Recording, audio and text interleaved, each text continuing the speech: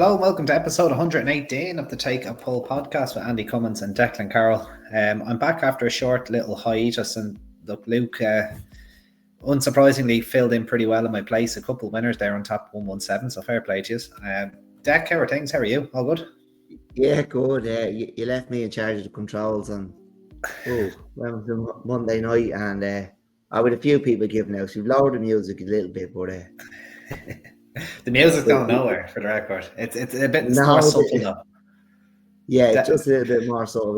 They left the madman in charge, so I had everything turned up to 11, and there was a lot going on. I'm not used to being in charge of the controls, or it's certainly been a while anyway. But now Lukey pulled one out of the bag, really nice price winner with a lot of our own, and we put up a nap at the tap double, which look, it kind of fell apart. There's a real four in there, and if you got on late, there was no prices. They were both.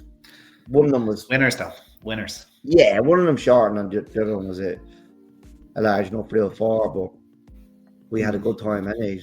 We've had a great week. And it's, we've had I think a great board might have joined the Tap Hall of Infamy. Is that what we call it? Might have joined it was it was almost a jouster moment, wasn't it?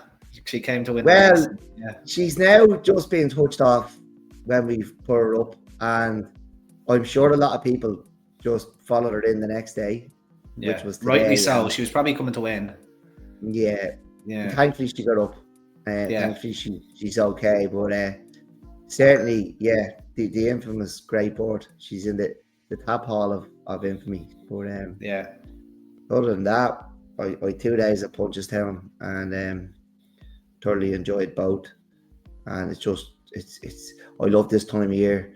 It's kind of it's scarf and sun weather. Scarf and sunglass weather. Well, it normally is. We've absolutely no sun this week. Yeah. But the air is fresh. The beginners chases and the maiden hurdles are back, and just isn't a great deal, right? Yeah, I've already seen a few people looking for supreme quotes for certain winners as well, which it's too early for that. I haven't even got the Royal Bond out of the way, for God's sake. I'm looking forward to this card actually, Dec. It's a nice card at Limerick. We'll trinkle in a little bit of Leopardstown over the weekend as well. So a few that I like there, and might actually trickle in a little bit of Ascot possibly too. If there's anything you like there, maybe we'll see if I'm allowed, if I can get away with it. To be honest, I haven't looked at Ascot. That's okay. You haven't looked at all. My attentions have turned now from the flat to the jumps, and to be honest, I texted you earlier, the 2 mile 5 0 to 100 at Limerick on Saturday for me is the race of the day, or possibly the weekend. In terms of competitiveness, I think it's absolutely red hot. Red hot. There's a few of them now I could back for. I will put my neck in the line and go for one, but we get to that a little bit later on. Nice one, and Countdown came out of his run all right, did he? An excellent run in second place there on what was it, Wednesday, wasn't it? Yeah, Tuesday. Tuesday, yeah. That horse just makes so many people happy. It makes people I don't know happy. When you see the reaction, the amount of messages I got from people congratulating us, and it's nice. He was beaten. He actually didn't win, but I think after the below par run our market raising, to see him back, having been off since July, people were just so happy to see him run well. I wasn't expecting him to run that well. I thought if everything was okay, he would travel quite well, and I was hoping he'd finish in the first 5. But Key took a pull turning in, and I thought we had the winner. We did have to give him £12. We only gave him £6 last year, but it was probably just the ground was a touch on the slow side for him, because it was the 600 race of the card, and it was kind of a damp morning. So that's how ground dependent he is. He's beaten by probably the layoff. Although Ross did have him fit, he's done a great job with him. by the way, Ross. Like you're worried after, you know, a bit of an injury, and you know, you're just hoping that he'll bounce back. But Ross has done a great job, and like he's been absolutely brilliant with him. He gets on with him so well, and like when you talk to Keith about him, he knows him inside out. It's kind of, it blows you away how this man who's, you know, riding the winner of the Velka Parjabika, riding, you know, possibly the winner of the American Grand National. On his way to Far Hills now, isn't he? Yeah. Cheltenham winners, you know, rides all these machines, and he knows our little horse inside out. Like it really does blow you away, and like the time Keith gives to my uncle is unbelievable. There, you know, he makes him feel like he's his best mate. Even when we were back there on Wednesday, we were walking out, and Keith was heading out of the parade ring, and we just heard somebody calling George, and we turned around. It was Keith, and you know, he had a little chat with him while he was on the horse's back heading out to ride in the race. Like it's, you know, that young fella doesn't know how lucky he is. Yeah. But Keith is, you know, in my opinion, one of the best jockeys in the world, and the time he gives George, and the things he knows about, you know, this little horse it would really blow you away when you think like, Jesus, you know, if you're looking at the outside, think, it's just not a ride. Like, do you know what I mean? He's, you know, the Gold Cup winner is in that yard, you know, the yard he works in, and but like he caught me a couple of times before, even some of the things he said and about Countana, like he knows him so well. But that's why he's one of the best jockeys in the world. It's, you know, it's his knowledge, and wanting to know about even these small little horses, you know. Yeah, absolutely. Yeah, just I'm going to put you on the spot with him. Like he's a very capable chaser, of course, Countana, but could an argument be made now he's a better herder? Like, given how well he's ran there, or is he still he's still unexposed over fences, in my opinion? Yeah, he seems very like. I don't know. I don't know. Like he's not the bravest, but he is. You know. Yeah. You know, he's not. You know, I don't know. I don't think it matters to him. You think he should be better over fences because he's such a good jumper. There's more fences in a race, they're harder to jump, so it should put him ahead over fences. But like, once he warmed to the task on Tuesday, he was excellent. You know, and phenomenal. He just pushed to the field on him. He's just a proper racehorse. He's a great advertisement for syndicates, racehorse ownership. Yeah. We tell you that they're not like that. Yeah, no, it's not easy. Yeah, well, he's a brilliant advertisement because he has all the qualities you want in a racehorse. Like he loves his job. Like he's just like, he gives you everything every time. Like he put his head down again for Keith on Tuesday, and like galloped right to the line and kept closing down. Like we got £5 for it, but it's still everything you want in your racehorse. He never throws in the towel. He loves being set a challenge, and like I was delighted for him because I feel like he's a horse who, you know, when things are going well for him, he's, you know, the chest is out, and it's probably a while since he likes himself a bit. You know, he does fancy himself a bit. It's a while since he had so many people congratulating him, and I was thinking about him going home to the yard, and you know, and thinking he's the man again, because I say he's missed that feeling, and I'd say, you know, the next morning the chest was out again. He was like, right lads, I'm back. And I was delighted for him to have that feeling again, because he deserves it. He's brought us so much joy. Absolutely. Well, you know what I'd do with him? I'd find a pretend qualifier with him. I'm telling you, that one at Kempton in mid-November, there'd be no runners in a 2 mile 5. He'd have a chance of winning the race itself, put him away till March. He goes well fresh. I think he can get to the pretense. There's a couple of hurdle race there. There's a couple of nice pots. There's one I mentioned to you. Eamon Cleary's also point me in the direction of another that might suit even more. But we'll see. He can go back over fence as well. It's up in the air at the moment because a couple of weeks ago we could have nearly pulled up stumps for them for the season. So thank God you didn't. Yeah, I just want to say thanks to Dave Keane. I showed you the video, and he made a brilliant video of me and George. Absolutely brilliant. Put the microphone on me.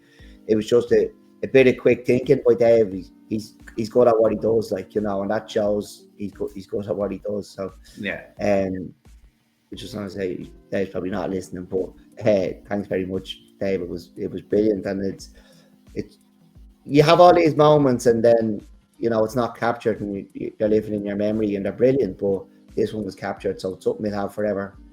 And he didn't win, and it was still amazing. Still, absolutely. He ran an absolute blinder. I'll probably post it up sometime soon after things die down a bit. And, absolutely. Because it is brilliant, and I'd like to post it to advertise Dave's skills, really, and his generosity. Yeah, and there's a lot of generous people in this game, and we found them just doing this pod, which is nice too. Absolutely. Right, Dec. Well, let's move on then. Fair play to Countdana. Hopefully, there's another win in them by the end of the season. Hopefully, get a bit of a winter run into them as well. Maybe the weather holds up, we'll say. But anyway, the weather holds up. It'd be nice to keep going till Christmas, but long may it last. That's with the gods, isn't it? Absolutely. The Limerick Show Maiden Hurdle is what we'll cover first. It's the 145, the opening race on Saturday from Limerick. Probably fair to say a standard enough maiden hurdle, but that's not to say that there's not a few at least nice enough horses in it. You check there, Touch the Moon, who was only just touched off on his hurdling debut. He's 90 rated from the flat. Was trained by George Scott in the UK. Bill Durkin has him now. Jumped quite right on his debut at Navan, so I'd imagine this track and the decent ground for a flatbread would suit him more. He's the one I want to be with here, Dec. But you could have a look at Talk to Talk, who is Joseph O'Brien in the double green colours, starting 15. He'll win his races, possibly not this one though. Splendid Fellow coming from the Point Fields by Shalikov, interested in debuting for Henry de Bromhead. And we've got Royal Approval, who should improve on his sixth first time out. A gelded son of Cracksman there for Gordon Elliott in the Endowie colours, who I think might also be by Cracksman. Maybe he's by Golden Horn, I can't quite remember. Anyway, Dec, who do you fancy for the opener? Yeah, I think this is really competitive, Andy, and this is it's a race I'm actually looking forward to. Obviously, you've mentioned Touch the Moon is just switched off by Friary Road. Friary Road, it's a horse I quite like. I think Friary Road won 2 bumpers last year. Gave way to win the second one. Talk to Talk, I don't know anything about, but second on debut. There's people starting to talk about this horse, and can he walk the walk? Now we'll find out if he can begin to on Saturday. Louis Call is in here for Harry Kelly. Harry Kelly's having a great week at 2 winners at Punchestown. He is rated 112 though, so you won't be disappointed. You would, yeah. If he won it, but he was second to Tatio. It was a good second today at Turles, and the second to Blue Waters at Listowel, who we gave a shout out to, but I will be disappointed. Starting 15 is the one I want to be with, Andy. Was a decent bumper run at Limerick, when it was second back in March. The tour that Punchestown was walking out, probably a little disappointing at Listowel the last day, but on hurdle debut is entitled to improve for jumping. So in a competitive affair without probably being vintage, it's starting 15, I think. Okay, the reason I was put off by starting 15 now, albeit he was given light up the dark £7 at Limerick, and it was a listed bumper he debuted in, which he was second in. He never really replicated that run in 2 runs since. He has a first-time hood, which suggests he's going to probably be ridden forward. Obviously, he's performed at this track. It's the good ground that's going to put me off him a little bit, because that listed second came on pretty testing ground, and his 2 kind of follow-up runs were on decent ground. It's too early to pigeonhole horses into ground, but I just have a feeling he might want softer ground. The only That's thing why I'd say, Andy, is that Punchestown bumper's working out okay. It absolutely is. And he went off, 11-8 or 13-8 for it or something. Yeah. So, I'm still going to stick with Touch the Moon. I think Bill Durkin, or the Durkins, it's probably not, it's most likely it's a family run operation, not just Bill, but this horse was a good flat, it was decent on the flat, obviously rated 90. And yeah, I just think it was a good run first time out over hurdles. He jumped a little bit right. I think going this way around will suit him a little bit more. He probably would have to improve on it, but I think he's entitled to. The good ground is what's really swaying me to him. So it's going to be Touch the Moon for me, and then starting 15 in his first time hood for yourself, Deck. Next is the Vision Contracting Maiden Hurdle at 220. This is over 2 miles and 3. This isn't much to call home about. I don't think this one now. It's one of these where kind of something has to win, I suppose. We be grand for McNamara, for the McNamara team is probably given. He ran quite well at the Stowe as a 14-1 chance. Yeah. Ran okay on debut at Roscommon. He's the one I was kind of leaning with, but it was more so process of elimination and giving the trainer at the track. But yeah, what about yourself? Yeah, it would be a shame if this one was to be in that bit of tap, because it's a burn up. But we'd be grand is where I was looking, beating 5 lengths in the style bumper. The winner's probably a nice horse. A bumper winner for Henry de Bromhead, which is something we don't always see too often. Mr. Pessimistic is the name of that horse. But look, we'd be grand, a 4-year-old in a far from vintage maiden hurdle over 2 miles, 3 furlongs. He's the one I'll be with. All right. Well, it'll be grand if he wins anyway. Right, the Irish Stallion Farms EBF Colleen Allen Mares Allen, I should say Colleen Allen Mares Hurdle. This is over 2 3/4 miles. Pretty competitive heat. Obviously, good to see Mousy Brown back here. She's one that we talked about quite a bit last year, and obviously famous for other reasons as well. Good feat of a dancer. I think you put her up for a mare's hurdle once upon a time, Deck, for Paul Nolan in here too. She probably comes out best on the weights here, only carrying 10 stone 9. She probably has a gilt edge opportunity to win a listed hurdle here. Far from nowhere, also Paul Nolan, Sean O'Keefe riding that one. She's on the up, but does have to give £4 to her stablemate. And then we've World of Fortunes, who is probably the apple of Liam Kenny's eye. Very, very tough and admirable mare. Ran up a bit of a sequence last year, and far from disgrace herself. She also won a listed hurdle in Doncaster in March of last year, and she won last time out in a handicap at Ballinrobe. Very, very admirable mare, and you couldn't discount her despite having to concede weight all around here. But who do you like, Dick? Yeah, I think I may have put Feet of a Dancer up for more than you put her up to win the lot. I'm pretty sure. Yeah. I'm a big fan, and that's who I'd be with again. She's not won since May of last year, 2024, but she was 14th per temps at the Cheltenham Gone. She was 1 length third in a Grade 2 at Fairyhouse. She was placed in the per temps qualifier at Leopardstown last Christmas. She's rated 139. I think she's the highest rated in the field. She's 10 down 9. She's still only 6, which caught me by surprise for the amount of mare's hurdles I put her up for. I expected her to be a bit older. My concern is she may want softer ground, but we're due rain Saturday. I don't know what time it's going to come at, and we're due a lot of rain to come in on Saturday. I don't know how long it's going to last for, but that's my only concern if she doesn't get it. But I think she's the best horse in the race, and our form is so solid, and she deserves to win a nice race. Yeah, no, she absolutely does. As we mentioned, she comes out by far the best at the weights. You've Getaway Bow at the bottom as well. I suppose you give a mention now. She's only won a very run-of-the-mill Tipperary maiden hurdle, but she's done it first time up, having no previous racecourse experience. It's rare enough you see that these days. They usually go down the bumper, the point route. So, she clearly has talent, but it's a big ask. I think Field of a Dancer, she'll probably be a shade of odds on. Like, she's heavily favoured at the weights here. And I think World of Fortunes follows her home, so I might just go for the straight forecast to kind of spice things up.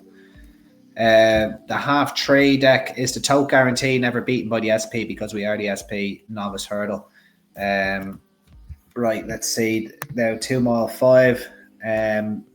We got 7 runners, and again, it's a pretty competitive heat. We've got probably Shadow Paddy for Owen McCarthy, who I think he was part of the 27 winners or whatever he had at the Leopardstown Festival last month. And he's probably the one that, if the yard is still continuing, it's good form. He's probably better than his rating of 121. Obviously in good form coming from the stall. We've got then up the top Ballykindler, and we've also got another one for Owen McCarthy at Carrick Island. Although he failed to be one of the 27 winners last month. He can only must have felt left out when he went back home. Everyone with their winner singlets, and he's just sitting there eating in the corner. Bless him. Anyway, right, I'll be taking a chance on Shadow Paddy, I think, here, Deck. But who do you like? Yeah, look, I went to the top of the market here, and obviously Shadow Paddy, second favourite at the moment. Beat Avalo off 113, who was second on Wednesday. And Shadow Paddy did run, has run up a sequence. But Ballykindler was where I was going, really, and he behind Zillow and Paul Stream at Kilbeggan, and behind Gainsborough and Strong Link at the stall. Like the Strong Stayer, Gainsborough. Sorry? Isn't that the Strong Stayer, Gainsborough? That was the day he stayed well now, yeah. He didn't quite get home at Chepstow, but he stayed well at the stall. Look, obviously, Zillow, I think, did Zillow win recently on the flat at Tremor, and Paul Stream followed up in the least colours of Branson Racing at Fairy House last Saturday. Those boys are mad. Every time they go racing, they lease a horse off someone, and they usually win. She followed up at Fairy House last Saturday. She was short enough, well punted. We've discussed what we think of Strong Link. Is really, really nice horse. And Kate Sport, obviously, when he is identifying as a mare, he'll stay really well over 2.5 miles. But he was obviously back to being the gelding at Chepstow last week and didn't quite get home, but he did run well for a long, long way. Ballykindler actually did run up a sequence before those two races, rated 129, won a handicap off 115, and that's where I'd be going. A bit bored and short enough, but a winner's a winner. I'm going to ride the Owen McCarthy gravy train, even though it left the station, as I said, the best part of a month ago. But I'm going to stick with his runner, Shadow Paddy here. Going back to Gainsborough, Deck, I saw one or two people saying he was eye-catching at the Persian War. Now eye-catching. Did he not take it up and not like he was one paced, like completely one paced after the last, but like people were saying, he could be a certain like Martin Pipe horse or something like that. If you're backing a horse like Gainsborough for the Martin Pipe, or even have him on your radar for a race, it's not only that, he's not to go through the summer, fail to win for the best part of 10 starts. We were talking about him since last January when he was running in Leeds, and we were laughing at him getting beaten, setting the market for it.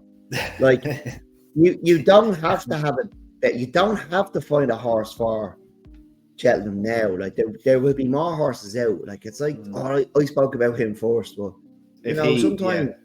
sometimes saying nothing is better, and you don't have to talk for the sake of it. So imagine me save your money. That's all. If he bolted up in a pipe come March, moved us off or whatever, Henry de Bromhead joke, we'll be on from early.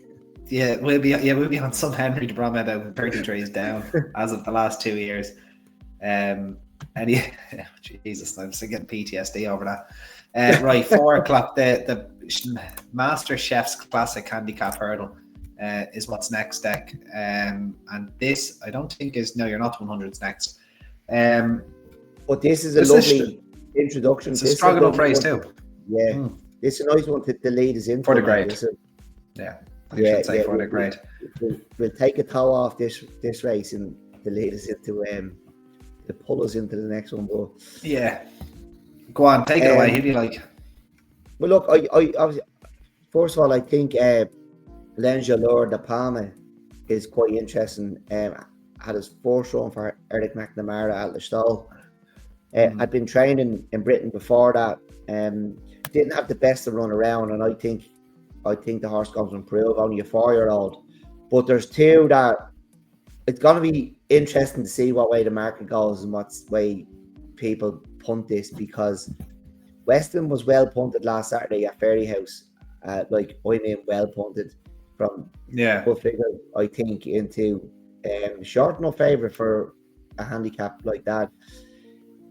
He made his handicap debut back in April when he was staying on from the back.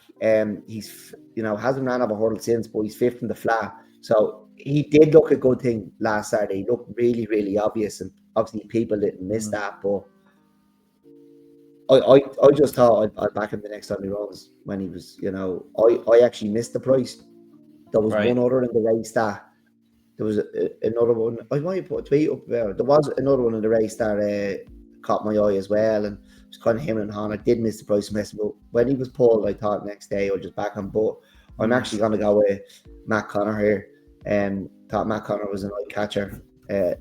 At moments through all maidens, called in after the handicap at Gowran.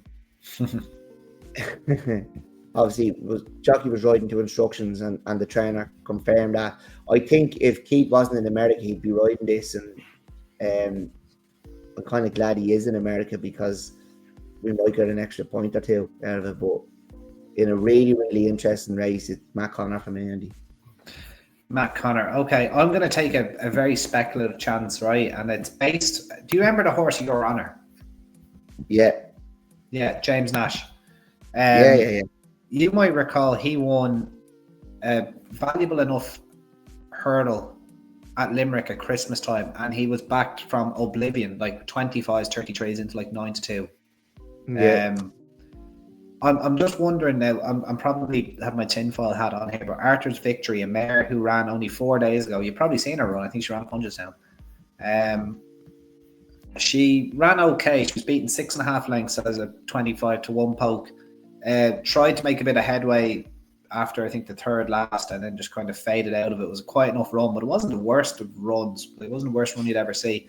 Now, my worry is it's only a 4-day turnaround. But Your Honour, I'm almost certain, ran a bad race the week before and then rocked up in that handicap hurdle at Limerick at Christmas time. They backed him off the boards and he won pretty easily. I'm wondering if they're trying to plan the same thing with this mare. Now, it's harder to plan something like that with a mare that's rated 83. Like, Your Honour had a bit of class to him. He was a 120, 130 odd. And it's not as if Your Honour, or it's not as if, Arthur's Victory, it's not as if she hasn't had the chances before. But she ran well in August at Tramore off 82. We're dealing with basement ratings here now, obviously. So I'm probably being a little bit too... Yeah, I'm probably being a little bit too speculative, given that she is in here. I think she's actually a pound wrong. She's 80. Yeah, she's 83, so she's fine. She's not a pound wrong. The bottom one, Footsteps to Glory, is a pound wrong. But Gavin Broder obviously continuing to claim his tree. I just wouldn't be surprised to see a slightly improved effort from her. The race might be a little bit too competitive for her. There probably will be slightly easier opportunities for her. But it wouldn't surprise me if they saw a bit of money for her. So I'm going to take a very, very speculative chance on her. Right down the bottom there. I hope I'm getting bar at least. But we'll see. 8-1. 8-1, hardly. I'd be sick now. I think that's gonna. I think she'll be double that early. Well, yeah, but they're all. Every horse you've mentioned is single. That's just someone. That's someone priced that the tissue person went and going. That's just someone that wants to beat the traffic and say they're all 8-1 and we'll come in tomorrow and we'll sort it out. Or he's looking at our notes. L'Angelo de Palma 4s, Weston 6s, Matt Connor 7s, and Arthur's Victory 8s. Yeah, but to be something in here be 5-2. Like That's just the way it's going to be. It doesn't take a rocket scientist to work that out. So I would say Arthur's victory. You'll get a double figure price. Maybe it's not as big a price as I was hoping. But I thought Matt Connor and Weston would be single figures and they're short enough. Like I didn't think they'd miss Weston. But I'm surprised that L'Angelo de Palma being in second favourite on the tissues now. Maybe I also just thing. Also realised this is a handicap hurdle for 3-year-old plus, and it's the middle of October. That is. There's one at Cork. One at Cork Sunday as well, or next Sunday. We've had the introductory hurdles as well. We had the first one at Cork there, didn't we? Last week. The Academy hurdles, hurdles. They're great incentive. That might stop the point field. Might bring 2 mile hurdling back to the 4. Fingers crossed. Anyway, that's probably a positive. Yeah, but the only thing is, like, you can go back into a bumper then or a maiden hurdle, and it's a bit, which is fine.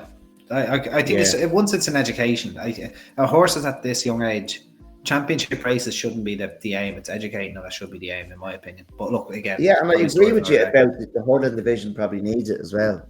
Totally.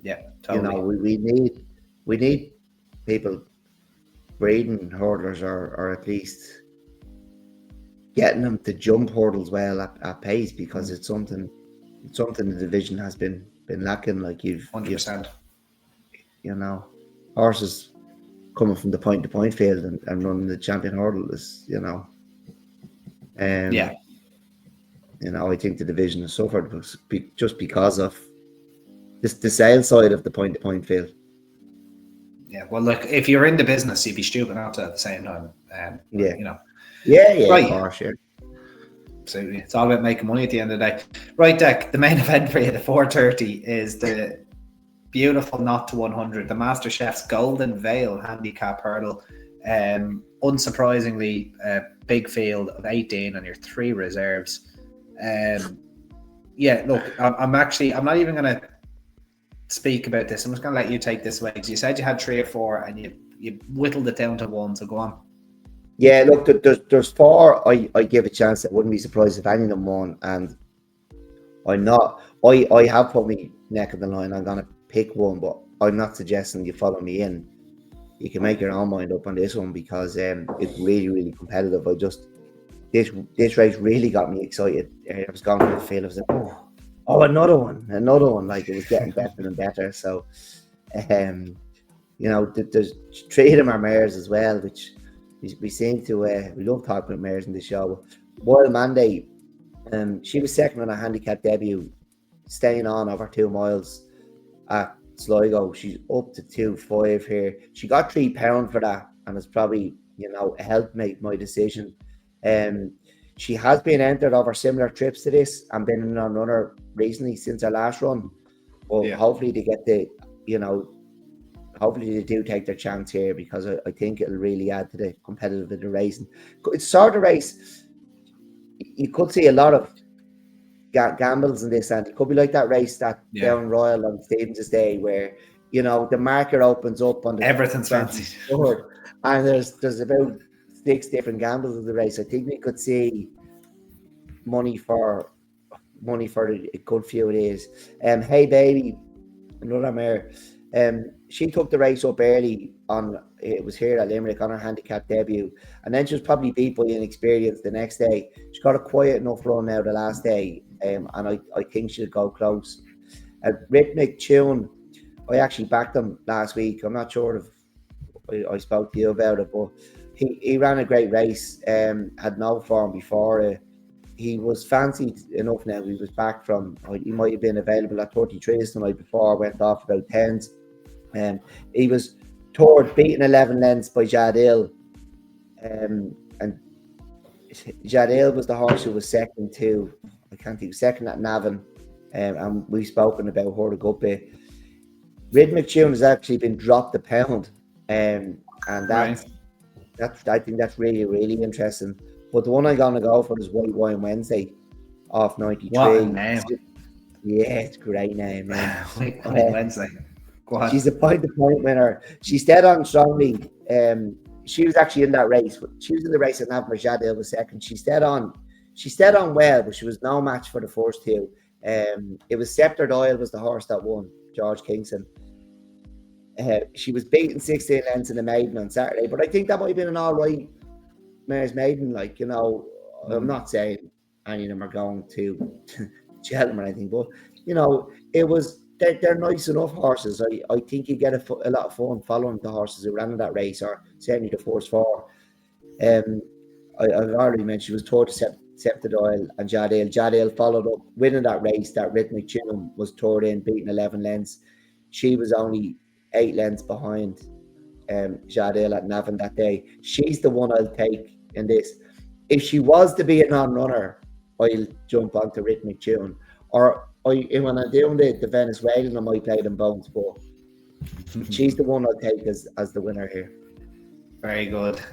Well, I'm just going to leave that one. I'm just going to leave that race to you, but I'd be similar. There'd be 2 or 3 I could give a chance to, but nothing that I'd be confident enough to lay down on. So I'll leave that. I'm just disappointed the field wasn't bigger. Well, 3 reserves. You blame Limerick for that one. Right, the Irish Stallion Farms EBF Mares flat race is the final race on what I think is going to be a thoroughly enjoyable card from Limerick on Saturday. Yeah, I have a strong opinion in the bumper as well, Andy. Oh, brilliant! I thought this was going to be a quick one, but go on. No, Amina, she gets way here with, obviously she's no penalty, and a lot of them in here do have a penalty, but she was second to good girl Kathleen, who was won over hurdle since. Sophia Rose was in that race. She's won since. Emily Love might have won 2 or 3 times during the summer. She was behind in that race. Hey Babs was way down the field, pulled up today, but she has won. Betty McCarra is the horse you need to get into your tracker from that race, but like that bumper looks a bumper well worth following. You might have missed a couple of them now. They might struggle to win after what they've already done. I'm sick. I'm only copping this now tonight, but like judging by the form of that race, getting weight, Amina looks a good thing. Amina looks a good thing. Yeah, I think she'd be I think heavily enough favoured now. I know there's a few past winners. So? I think she will. Yeah, like I think the weight is a big factor. I think I'll raise a glass sheet. The market, when markets open, yeah, they favour last time out winners. They do. So if you can get on early, I think she's a good thing. What I was wondering about this race is, I'll raise a glass. Will she be? Will they kind of look over her win at Cork because she was 40-1? Like, she was a no-hoper in her first 2 runs and kind of ran accordingly. But she seemed to kind of get the memo at Cork last time out. She travelled pretty strongly and fought off a few challengers and kind of was going away again at the line. I'd be interested to see how she gets on, but I don't know if I'd be confident enough to back her. That's 11-11 is not easy, and as you said, Amina's ran a strong bumper and only carrying 11-4. And the only thing is, she's a 5. She's the only 5-year-old getting weight. Yeah. The 3 carrying a pound less than her are 4-year-olds. Sam Betrain has to carry 11-10. She's a 4-year-old, and the other 2 5-year-olds are 11-11. So there's an awful lot in our favour. Yeah, absolutely. And yeah, I do think I'll raise a glass to be a nice mare going forward. I think she might be a little bit underrated based on that win at Cork, but I don't fancy her giving Amina the weight myself. And Amina is by Zarak, who is a sire I think could save racing. I really do. I think he's one that the top breeders need to get into. He'd be your source for Derby winners and whatnot in the near future, especially if we've lost Wood and Battle. Again, though, that's a story in a pod for another day. So, right, Dec, we'll move on to Sunday real quick at Limerick. The main event there is we're just covering the one race at Limerick, and then anything else we can just catch after that. We've all else Limerick, and then Leopardstown Saturday, Leopardstown Sunday, Ascot Saturday. We're going to rattle through this though, so don't worry, go and stay with us. The 4:15 Dec, as we said, the Boyle Sports JT McNamara Munster National Handicap Chase, a brilliant handicap chase. One of my I actually quite like this race for what it is. It's one of my favourite handicaps of the season, actually. Quite like it. Right, it's a strong enough field. It's unsurprisingly it's strong. I just think the stay in handicap chase program in Ireland, like from the kind of Kerry National, even before that, you've got you've got the Mayo National, the Midlands National, then you're into like the Stole, Kerry National. Then you've got this. Then you've got the Tri-Town. Then you've got the Paddy Power at Leopardstown. It's such a great program for these horses. They actually come off the back of Punchestown and into the Killarney National. Into the Killarney National. Yeah. And it's fantastic. It's a really good program. There's always a good handicap for these staying chasers. And we've 17 left in the minute deck. So obviously we're working with anti-post rules right now as we record on a Thursday night. Both of us kind of like saw French Dynamite in the new colours for Emmett McNamara, and it was we said pretty much straight away up Limerick National, and he ran very, very well behind Spanish Harlem, who looks extremely progressive. I said he wouldn't handle the track. He completely mugged me off, won the Kerry National as he liked. I think for form purposes, just take him out of the race. He was clearly well handicapped. This lad was third. Classy on his own right, like was able to hold his own in Grade 1 company when trained by Mouse Morris. Does he stay? That's the big question. Does he stay? But if you're going to stay anywhere, I would have thought Limerick is a place where you could on good ground. If the ground is decent, I think Limerick takes a lot of getting. Like it's. What do you think? Limerick takes a lot of getting. It's uphill down the back straight, and it's not undulating, but it's not flat. Like it takes a good bit of getting. But there's no flat tracks really. But outside of maybe Cork and Tipperary, I wouldn't say. I'd say there's very few else that are flat. Yeah, well, Limerick's definitely not flat. Like it's you know, when you ever see them jumping that, like when you're watching that at Christmas and you see them jump that fence kind of at in the heavy ground, nearly need the harness to get over the blade. And you're like, oh, that's the end of my race, you know. No, it takes a lot of getting in it. Okay, all right, I'll give that to you. Fair enough. Look, I've been mugged. No, I actually haven't been mugged off by man. That's actually not true. I'm thinking of the other one. The company sergeant who's not in here. They probably realised he's not a star. We've all been caught. Who is another one? I think he should have probably won at Listowel. I think he was a bit of an unlucky. Well, not unlucky. I think if they wanted to win at Listowel, he could have. To be brutally honest with you, last time out. But French Dynamite, same stable, same trainer. He's the one I want to be with here. As we said 3 weeks ago. So I'm going to keep it short and sweet, Deck. But who do you fancy for the big one on Sunday? Yeah, and look, I think those extra 2 furlongs are really going to help. We've all been caught. And I've gone to that race as well, Andy. That race at Listowel. I've gone with Talking the Park. He was staying on. He was. You think we've all been caught? Was unlucky. This horse was very, very unlucky. And Ross O'Sullivan's done a great job to sort this horse's head out because I remember back in him. It's Mags Mullins, was it? Yeah, it's Mags Mullins, and I think even his first couple of runs for Ross, like he just didn't want to know, but he's had a great time with him since, and he's obviously won at the Galway Festival, ran an absolute cracker this year in the beginner's chase at the Galway Festival. Very unlucky in that race at Listowel. He's only beaten 3/4 of a length. He's got £1. He's only a 7-year-old, Andy, which is the big thing for me over the 2 Eric McNamara horses. And I think he's a great chance. And he'd be a bigger price than the other 2. Yeah, I've got prices here. So Talking the Park, and again, I don't know what it is about the tissue guy at 8-1. I suppose these are official prices though. Talking the Park is 8-1. No. French Dynamite 7s, and We've All Been Caught is also 8-1. So they're all just kind of stuck in around there. We've got but they haven't formed a market because it's anti-post, so that'll change tomorrow. I think you ought to know who we both said would probably get a shock to the system in the Kerry National, and not unsurprisingly, he end up falling. He's your 9-2 favourite, depending where you look, because Spur of the Moment is around a similar price, around 5-1. Gavin Cromwell, 6-year-old, who ran pretty well behind Birdie or Bust. Now, he did make a couple of mistakes, but has been kind of, his last 3 runs have been at the minimum distance or either 2 mile 2 at Galway where he won. He is like extremely unexposed over staying distances. But the market is like, you'd be confident he'd stay.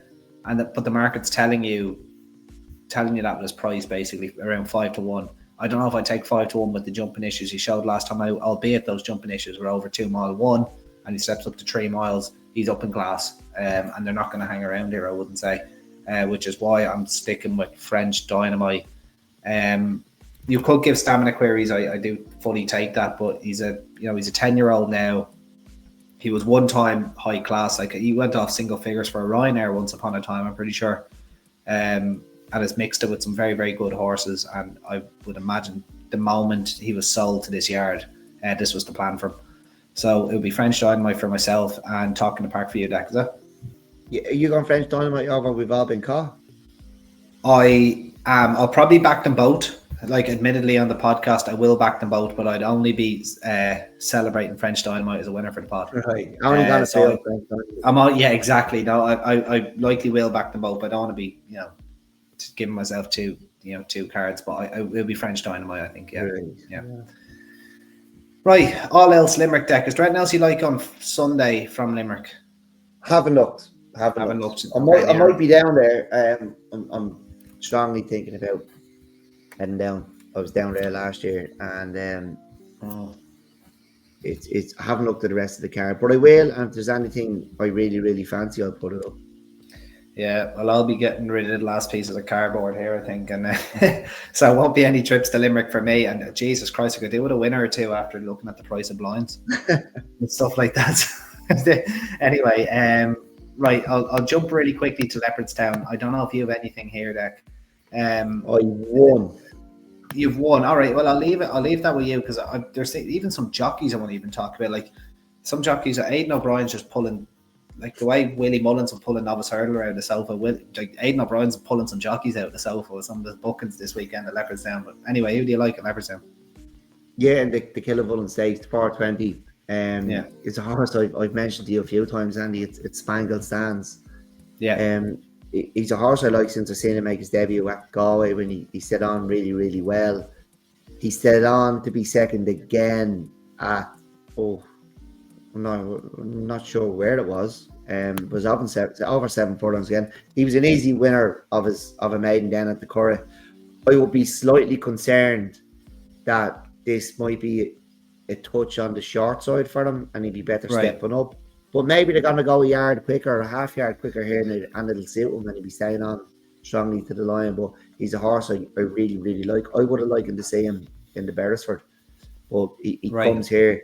And I just think Joseph has another horse in here, Yapon, the replay, who's totally American bred, who went and won a maiden at Berryhouse, showed a really, really good attitude. She did. Yeah, she's an Irish 1000 entry. And I'd say I thought it was interesting to see a horse with her pedigree I think it's an American dirt pedigree, and she went and won that. So Yapon is by Uncle Mo, and is a young enough stallion, and he is he's making a bit of a name for himself though in the States, but as you said, very much dirt orientated pedigree. I'll just check where she was sold. I don't know I'm just going to check if she was a breezer or if she was bought at Keeneland. But anyway, she's gone and won a Fairy House maiden on the flat, which I'm not sure many times that has happened, but it'll be Spangled Sands for me. I think he's quite a nice horse. I don't think he's any fancy entries, but Spangled Sands, I don't think so. No, I don't think so. But he might be one that goes slightly under the radar because of that, and might win some nice races next year. Yeah, none of the tabs are working for me. That I can't open the app on the read. I was interested to see if she'd be a breezer or a yearling, because Joseph has bought a few American breds this year, which was kind of headlined by I can't remember the name of the horse. He went off very short for the Middle Park after finishing second in a Group 3 on his debut at the Curragh. He was bought as a breeder. I just can't remember his name now for the life of me. But yeah, that's a strong enough Killavullen Stakes though. The 5 runners, with Mooman as well, with Joe for Jim Balger, looked like a nice enough horse at the Curragh too. And then obviously you've got the well-experienced Dorset for Aidan O'Brien and Daytona as well. It's a really good card. Like usually you see Aidan O'Brien unleash a few, horses that they win once. Some of them might even go to France for the Group 1 later on in the year. Some of them also just get put away and get put into Derby trials early next season. And there's a few in here that you could see happening, but going down that route. But the one I'm gonna is maiden this late in the season. No. He won it. I think it was August. It was August. I think he won his maiden, and then he went straight to the Racing Post Trophy at the time. It was at Leopardstown, though, wasn't it? It was at Leopardstown. Yeah, I remember up there was a buzz that day that Aidan O'Brien was going to unleash something. That everyone, even the lads scanning your ticket, knew that there was something decent running that night. Good old Camelot. Piazza San Marco, it was a horse that we quite liked at Galway. Now he could be as slow as an old boat. He does look like one of these kind of dour stayers, but he is in the Airfield Stakes over 9 furlongs, the 3:15 race, Group 3. I don't think this is the strongest Group 3 in the world. I would probably like to see it slightly softer ground for him, but slightly longer trip. I thought they might have taken a chance. He was entered into Zetland at Newmarket last week, which Aidan won anyway. And he was also entered in the Autumn Stakes Group 3 over a mile last week as well. I thought they might have a look at the criterium for him over 10 in France, and they still might. But I think he's got a good chance here. I think he would have learned plenty. And I think he's a very nice horse. Willow was a nice enough mare. She was by American Pharaoh. American Pharaohs tend to like a little bit of cut, so that's why I was thinking that maybe soft ground could help him. I think he's the one I'm going to go with at Leopardstown. He's pretty much the only one on the card I'd be with you on Piazza San Marco. San Marco, yeah. I'd be with you on him. I'm a big fan. I really, really like him. He could be in the Ledger next year. He has that type of look on him, hasn't he? Yeah. There's the winner of the Ledger prize already. Yeah, in October of 2025 for September 2026. Right, anything on Ascot deck before we wrap this up, or are you okay? Couldn't tell you who's running. Right, first race is the Stayers race, Trollerman 4-7. It's not really, it's a bit shite race really. Then there's a 2-year-old conditions race, which they seem to pull out of the back of the couch. 13 runners in that. Kind of a footnote of a race. The sprint, the Champion Sprint Stakes, I like Lazat. I'm going to forgive him his last kind of 2 runs, I suppose. Actually, no, it's just his last run at Haydock. He was brilliant at Ascot. He was brilliant at Royal Ascot. I'm going to hope he comes back to that form. He's about 7-2. I'll take him for the sprint race. The fillies and mares, it's great to see Kalpana reappearing. I can't back Bad Bedtime Story again. I just can't do it. And I bet you she's going to win now. But I'm going to take a chance on Quisasana. I liked her for the Arc, so I can't not back her in the Arc. I can't back her in the Arc, then not back her in this. It's a big drop in class from the Arc, despite it being a Group 1. So Quisasana, the fillies and mares. I'm going to take a chance on a 100-1 shot in the QE2, Cicero's Gift. Only because he's been kind of in form all year, got his head in front last time out. And I just think the mile division is embarrassing. And I don't think he has as much to find as... Would you not say the fact that the mile division is so bad and we have Fallen Angel in there who's, Yeah, and they're dead right. They're dead right to be having a go. Yeah. But like she's won... She's a proper miler though. Like I know she's been kept to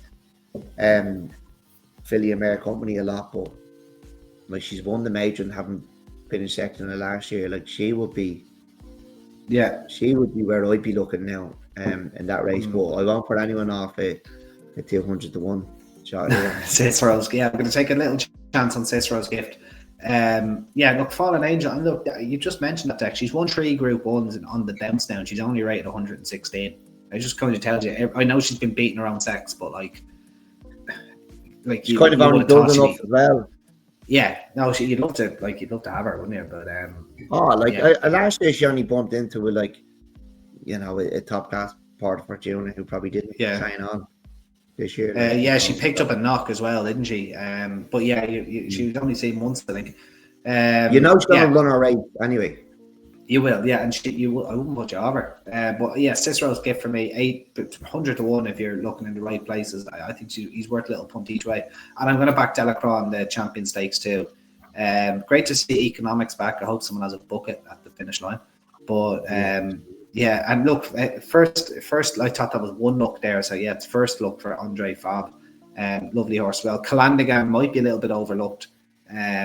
11 to 4, looks better than ever his last 2 runs, and he's a bit of time off the track. I imagine they go to Hong Kong or something after this, and then it's a pretty good Champion Stakes though. But Delacroix, fair play to them. I thought they would have retired him after Leopardstown, especially what happened to Wood Bastet, and I hope that they get their one back on Ombudsman. I do anyway. Nothing for the Balmoral at the moment. I usually like looking at the top weight horses and that, but nothing at the minute. That kind of brings us to an end, Deck. Is there a nap at the top there? Oh. I could follow you in on the bumper horse. I'd comfortably take the bumper horse if you wanted. I'd like just to have a nap on the bumper.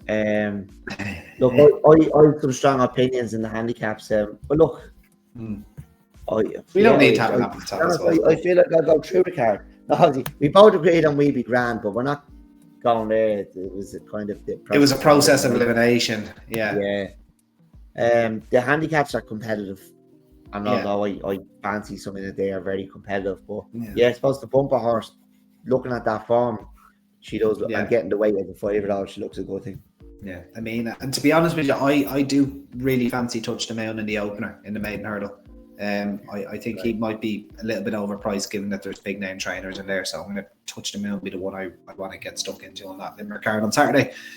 But until then, guys, that was Tap 118 from Limerick and the Munster National and a few little other bets in there as well. Thank you guys so much for listening. And we'll see you for Tap 119. Maybe, again, I haven't spoken to you about this deck, but maybe a Horses to Follow pod could be next up. Or maybe that's Tap 120. Well, we put it out there for the listeners, Horses to Follow. We haven't got... Come on, lads. We haven't got much back off. We have a couple of horses. We can't do a show on a couple of horses. So send us in what you think. We love to know what you think. And look, if you want, and we'd love to talk about the horses you send in. We don't want any final demands, but give us something you think might be ahead of the handicap, or even a horse that's like a French Dynamite, could be the perfect example. It doesn't have to be something that's doesn't have to be a young and up and comer, yeah. If you want us to speak about final demand, we'll do it. But we will, exactly, we will. But give us something you might think might win a nice handicap at Christmas. Do you know what I mean? Something that this show was kind of about, a little bit different to everyone else. We don't want to be. If it is a horse that's going to Cheltenham, fine, we'll talk about it. But we do like people thinking outside the box as well. So if you can give us something, that's going to win a big handicap, in the next few weeks at some of the big weekends in Ireland, we've Navan, we've Punchestown, we've Fairyhouse coming up before Christmas. There's a lot of money. There's big races on offer. So if you think there's something almost ready to win a race, you've had your eye on it, send it in to us, and we'd love to chat about it. Yeah, couldn't have said it more. We're all ears. Right, until then, guys, so that was Top 118. Thank you very much for listening. Just keep liking, sharing, subscribing, all the good stuff. And until next time, guys, thank you very much, and bye-bye.